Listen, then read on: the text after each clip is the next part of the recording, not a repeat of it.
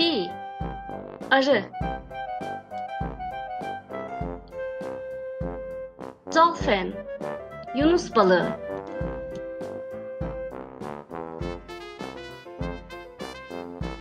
Bear, ayı. Frog, kurbağa.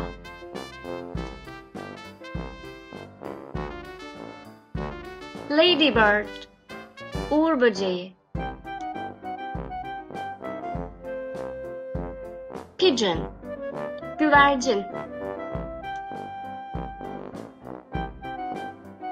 Shark, köpek balığı.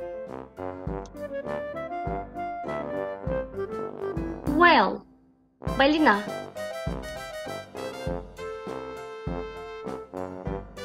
Seagull, martı.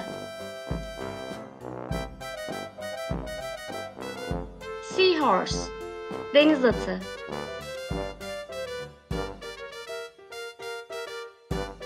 Kangaroo, kanguru. Forest, orman. Mountain, dağ.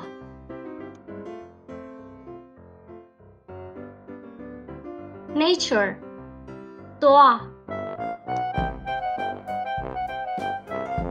Like, sevmek, beğenmek, hoşlanmak. Dislike, sevmemek, beğenmemek, hoşlanmamak. This is a dolphin. It is big and gray. Bu bir yunus balığı. O büyük ve gri. This is a bee. It is small. It's black and yellow. Bu bir arı. O küçük. O siyah ve sarı.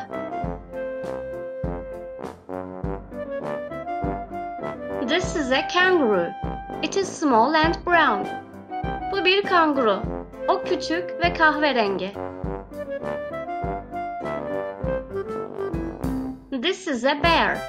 It is big and brown. Bu bir ayı. O büyük ve kahverengi. This is a frog. It is small and green. Bu bir kurbağa. O küçük ve yeşil.